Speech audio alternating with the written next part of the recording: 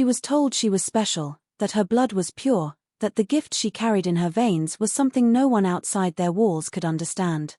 But what she couldn't know, what she was never told, was that the very thing they praised was the sickness passed down for generations. They told her who she would marry when she was 13. He was 15, and he was her brother. This isn't fiction. This isn't some forgotten European monarchy. This is rural America, hidden in the hills down winding roads not found on any map. These are families still practicing what the rest of the world pretends never existed here. It wasn't just inbreeding, but something far older. A belief system rooted in pride, isolation, and a god they fashioned in their own image. For outsiders, it's easy to dismiss it, to mock it, to look away and call it the remnants of uneducated people trapped in poverty. But if you dare to look deeper, you will find something worse. These families weren't just surviving. They were preserving something, protecting it. A custom so disturbing it was never meant for the outside world to see. She never thought to question it. Why would she? Every adult she knew spoke with the same tongue. Every photograph in the house looked the same, pale faces, distant eyes, names repeated across the generations like chants. There were no strangers, only blood, only kin. The nearby town never asked questions. They had learned long ago it was better that way. The stories were too strange, too old, and too close to home. Sometimes, rumors surfaced of children with strange afflictions, of women disappearing after childbirth, of entire properties shuttered for years with no explanation. But the truth was never pursued. It was safer to let it lie. Then in 1997, one woman slipped through. Born into the family, raised in silence, groomed for her role, she ran. She would be the first to speak out, not to the media, not to the police, but to a small-town nurse who noticed the story didn't match the bruises. That nurse made a report, and buried in that report was a single, spine-chilling sentence. She said her husband was her brother, and that this was her family's way. What happened next exposed a horrifying tradition, still protected and still alive in parts of the country we drive past every day. For her safety, for her sanity, the girl's name was withheld from public records. But her story filtered through legal channels like smoke through cracks in an old house. Her birth certificate was real. Her marriage certificate was filed. Her family records were intact, too intact. It was the consistency that most disturbed the investigators. Every name in that bloodline traced back to the same 5 surnames, recycled, interchanged, repeated. They lived in the foothills of eastern Tennessee in a cluster of houses GPS doesn't show. No phone lines, no electricity, a private chapel at the center, painted white but long rotted at the baseboards. The ceremonies were held there. That's where the teachings were passed down. A book, not the Bible, but something else. Handwritten, leather-bound, passed from patriarch to son. Its pages described a lineage that must never be tainted. A chosen line, marked by God, that had to remain sealed from outsiders. This wasn't just familial pride. This was doctrine, a theology of blood. The elders preached that purity came through suffering, that birth defects were signs of favor, not curses, that obedience to the family ensured survival in a world that had betrayed them long ago. And the children were born into it like cattle into a pen, marked, labeled, directed toward their fate. The woman who escaped told the nurse she didn't understand what was wrong at first. Everyone else was doing it, she said. Her aunt had married her cousin. Her mother had married her half-brother. There was no such thing as a family tree, only a circle, a closed loop. She had never heard the word inbreeding until she was nearly 15. It was whispered by an aide in a clinic, as if it were a curse word. When child services came, they found nothing. No outright abuse, no drugs, no one willing to talk. But the deeper truth was what they couldn't see. The manipulation was psychological, spiritual, generational. The children didn't resist. They didn't cry. They believed what they were told. That this was their duty. That love outside the bloodline was sin. And the girl, trembling in the corner of a dim clinic room, whispered, "They said I would ruin the blood if I left." That was the moment officials realized they weren't dealing with simple neglect. They were standing at the edge of something ritualistic, something ancient, a living echo of America's forgotten horrors. What she found, of course, wasn't just disturbing. It was methodical. This wasn't accidental inbreeding. It was engineered. Over several decades, the family had bought up surrounding properties. They discouraged marriage outside the circle, homeschooled their children, built fences, not physical ones, but social, spiritual, and generational. Every child born was logged in a family book. Their traits were noted, their matches considered from the time they could walk. "She's a strong one. Might go to David's boy," one elder reportedly said, referring to a girl barely 5.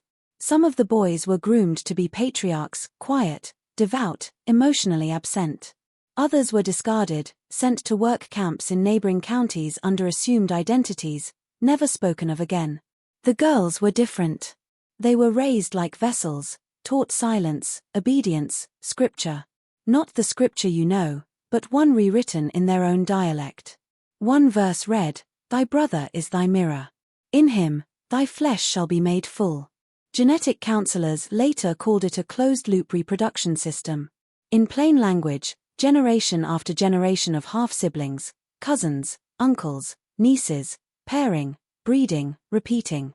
Some children were stillborn, some born with cognitive delays, some with deformities, but that was seen as the price of purity. They believed they were preserving something ancient, something the outside world had lost. The most chilling detail was that the family had records of all of it.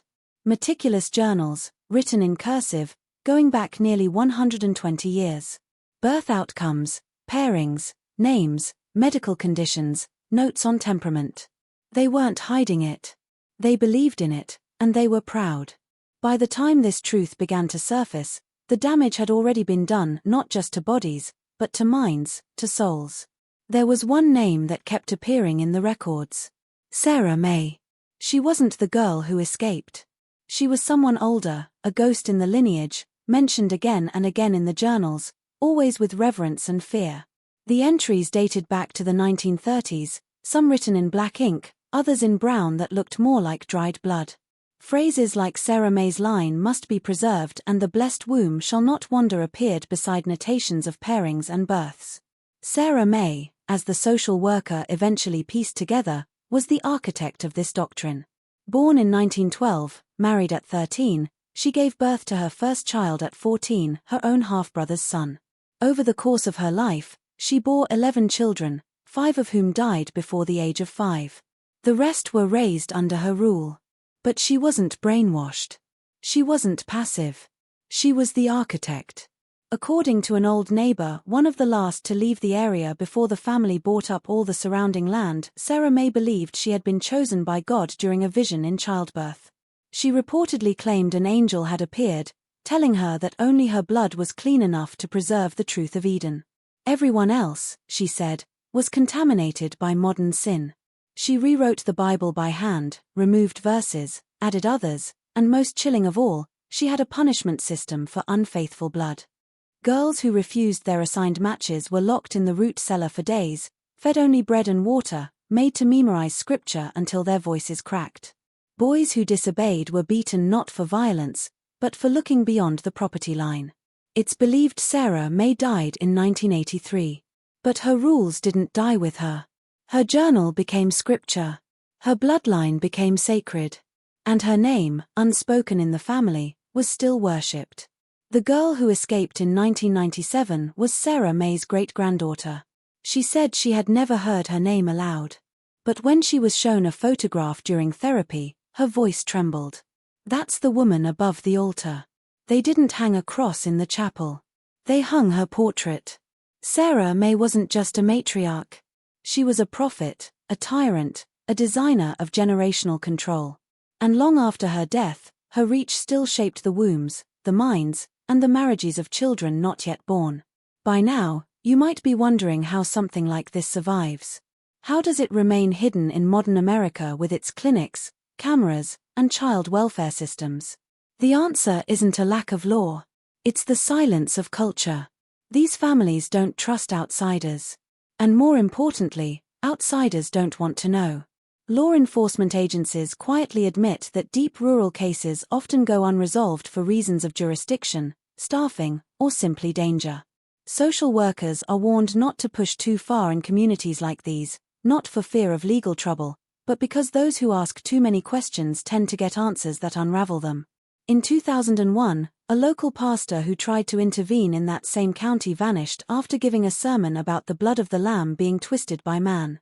His car was found a week later, parked on the shoulder of a mountain road, keys still in the ignition, no body, no follow-up. His congregation never spoke of him again. And here's where the horror sharpens into something almost spiritual. Outsiders don't just fear these families. Some admire them. Off-grid groups, anti-government sects. There are whispers, always whispers, that this kind of generational blood purity is viewed by certain fringe circles as a return to old ways, a kind of strength, to the land before corruption. There's a reason these families aren't caught. It's because they aren't entirely alone. They are protected not by any official order, but by the unspoken pacts of rural life. You don't ask what happens on someone else's land. You don't knock if there's no mailbox. And if a family buries their own dead behind their house, you simply look the other way. One neighbor, when asked why no one ever reported the strange rituals, simply said, "That's their way. Always been." So when the girl escaped, when she whispered her story to the nurse, and that nurse whispered it to the county, she wasn't just breaking a family code. She was shattering a system built over a century of quiet complicity. And yet the family still lives on, still in the same area, still raising children, still pairing names in journals. The girl's escape didn't burn the house down. It just let in a crack of light. If you're still watching, you're already braver than most. Tell us in the comments, what would you have done if this was your bloodline? Years passed. The girl, now a woman, never returned. But the land did not forget her. A strange thing began happening in the years after her escape. Fires, small ones at first, a shed, a barn. Then one winter, the chapel itself.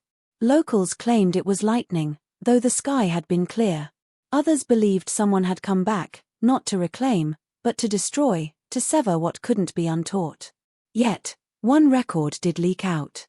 In 2009, a midwife who had briefly worked with a satellite clinic just beyond the county lines reported a home birth that left her shaken. The infant had no external ears. His limbs were malformed, but the parents, a couple in their late teens, appeared unfazed. The boy, barely 20, referred to the baby as the next in Sarah's circle. The girl, his wife, had a distant stare. She never spoke a word. The midwife was told never to return. She didn't. The journal entries from the earlier investigation, those seized and copied by the social worker before she retired, included chilling plans, predicted pairings stretching into the 2030s. Children who had not yet been conceived were already promised based on blood, facial symmetry, temperament like cattle breeding, except the cattle believed they were divine. This isn't just about genetics. It's about control, about belief systems so deeply embedded that reality becomes irrelevant. These children grow up thinking the outside world is dangerous, that schools will poison their minds, that doctors will sterilize them. That the only safe hands are those of their own kin, even if those hands harm them. And somewhere deep in those hills, a new girl is being told the same words. You are pure. You are chosen. Your blood must never mix with the world. She doesn't know it yet, but her husband has already been chosen. He lives 3 doors down, and he is her brother. Maybe you want to believe this ended. That the girl who escaped sparked some reckoning, some investigation that finally tore the rot from the roots. But that's not how these stories close.